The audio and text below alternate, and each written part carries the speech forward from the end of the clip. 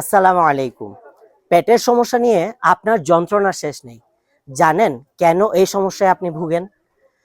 আমরা এই ভিডিওর শেষ পর্যন্ত যে সমস্যাগুলো পাবো মিলিয়ে নিন আপনার সাথে আছে কিনা। প্রথমে জানবো পেটের সমস্যা কি কি হতে পারে।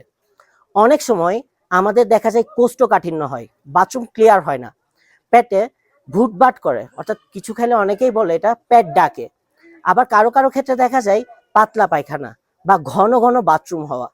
এই ধরনের সমস্যাগুলা প্রতিনিয়ত অনেকেরই দেখা যায়।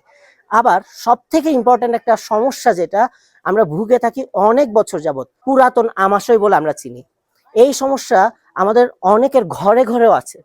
আসলে কি জানি এই সমস্যাটা কি? আমরা আজকে এই সমস্যাটা সম্পর্কে জানবো। এই সমস্যাটার নাম হলো IBS, ইরিটেবল বাউল সিনড্রোম, অর্থাৎ পেটের সমস্যা। কোনো টেস্টের মধ্যে কিন্তু এই সমস্যা ধরা পড়ে না।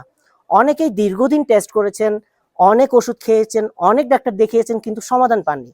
আইবিএস কেন হয় এটা আমরা জানি না। আইবিএস হওয়ার মূল রিজন হচ্ছে খাওয়া দাওয়ার আমাদের পেটে পড়ার পর দেখা যায় হজম হচ্ছে না। এটা হচ্ছে আইবিএস এর মূল বিষয়। এখন হজম কেন হচ্ছে না, কখন থেকে হচ্ছে না, এটা যদি আপনারা ফলো করেন বুঝতে পারবেন এই প্রবলেম কিন্তু আপনার নিজের তৈরি করা। যেমন আমরা জাঙ্ক ফুড, ফাস্ট ফুড, অতিরিক্ত তৈলাক্ত খাবার, অনিয়মিত লাইফস্টাইল, এই সমস্ত জিনিসগুলাই আমাদের এই আইবিএস তৈরি করার মূল কারণ।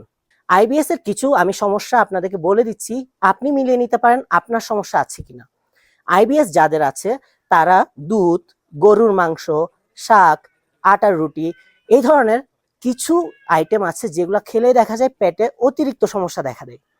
এটা একটা আইবিএস এর কমন লক্ষণ। আবার আরেকটা বিষয় আছে, আমরা একটু করে খেলে দেখা যায় গ্যাস্ট্রিকের সমস্যা দেখা দেয়, পেট ফুলে থাকে, বুক ব্যথা করে, জ্বালা পোড়া করে, এগুলোও কিন্তু আইবিএস এর লক্ষণ।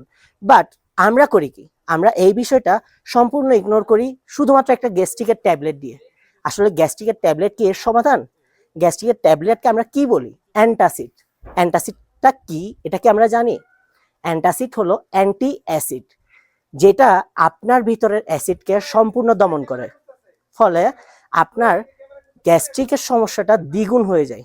এক পর্যায়ে এই সমস্যা হতে হতে আপনার কোলন ক্যান্সার, দেখা যাচ্ছে আপনার আলসার, লিভারের প্রবলেম, এই ধরনের জটিল প্রবলেম তৈরি হয়। তাহলে আপনাকেই বলছি এই সমস্যাগুলো নিজের সাথে মিলিয়ে নেবেন। যদি আপনি এই ধরনের কোনো সমস্যায় ভুগে থাকেন তাহলে আপনি আমাদেরকে মেসেজ করে জানাতে পারেন। দীর্ঘদিন যাবৎ আমরা এই আইবিএস সমস্যার সমাধান নিয়ে কাজ করছি।